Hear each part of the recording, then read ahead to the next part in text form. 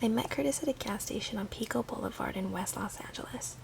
I realize that is an odd place to meet someone, but I don't believe in omens. It's possible to meet someone great anywhere, and it is just as easy to meet a complete asshole anywhere. It was a Saturday afternoon and I was in the middle of running errands. It was a beautiful sunny day in Los Angeles as it is 361 days of the year.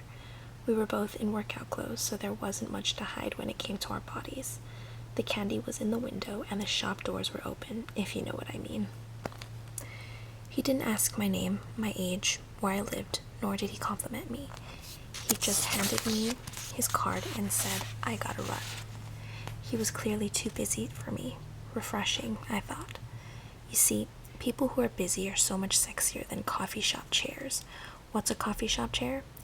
Anyone sitting at a coffee shop with flip-flops, jeans, and a t-shirt on a Monday at 2 p.m. in Los Angeles. In Los Angeles, coffee shop chairs are most likely reading a script, writing a script, or thinking about a possible script. Big turnoff. I need someone with a job. Anyway, having learned my lessons earlier in life regarding how fast to call someone back, I waited 2 days to call Curtis.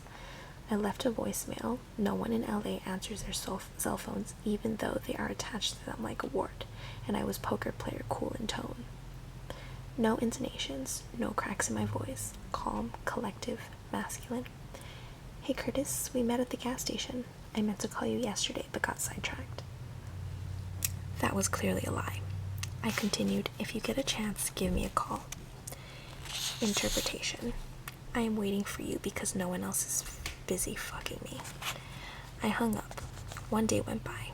2 days went by. A week passed. Now I started to think, did he get the message?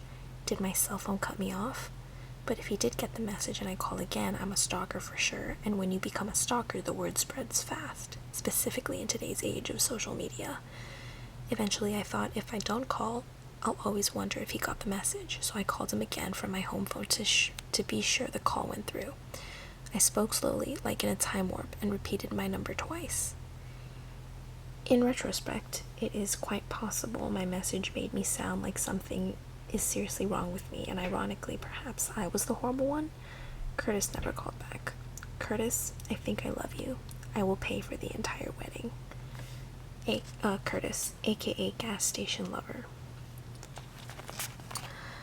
That's not even a date, though. Oh, I feel... okay, whatever. JC. I met JC at a bar in downtown Los Angeles. The bar was loud and crowded, but for some reason I was extremely bored. I was leaving. My friend stayed behind, as is usually the case. JC was just arriving and he grabbed me as I was walking out. He said, "You are too cute to be leaving." He was right. Not really, but his quick wit had my undivided attention. He was attractive enough to get away with his one-liner. Why is it attractive that attractive people can get away? Why is it that attractive people can get away with so much more? We talked for only a few seconds and I was really leaving this time. I told him to look me up on Facebook. If someone tells you to look them up, they are not that into you. I suggest you don't look them up. I was not entirely into this guy, but his personality made him attractive. He was bold and funny, and clearly he had his balls on the outside of his pants. Refreshing. He looked me up the next day on Facebook and went and sent me a message with his phone number. I figured, why not? So I called him and we spoke for a little while on the phone. Eventually I asked him what the initials JC stood for. He paused and said, "Just call me JC."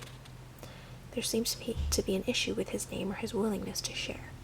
The first brick was in place for me to build a wall against him. Over the course of several days, we had many more phone conversations. It took him weeks to tell me his real name. His real name is just too unique for me to say, and he would sue me if I even came close to it. Just know it did not stand for Jesus Christ.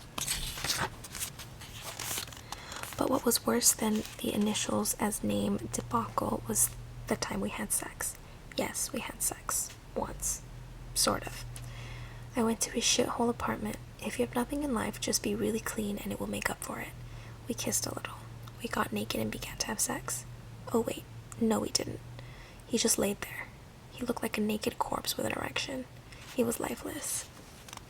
I was tempted to check his pulse. I had no idea what to do. I wasn't sure if he was expecting me to perform a service for him, like a masseuse does for married men on their way home from work. So we fooled around a little, I think.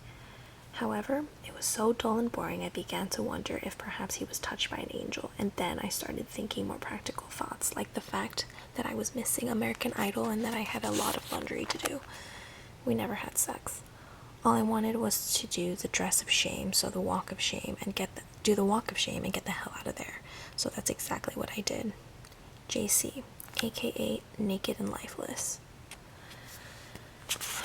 I feel like Eddie's kind of running out of ideas already on these dates.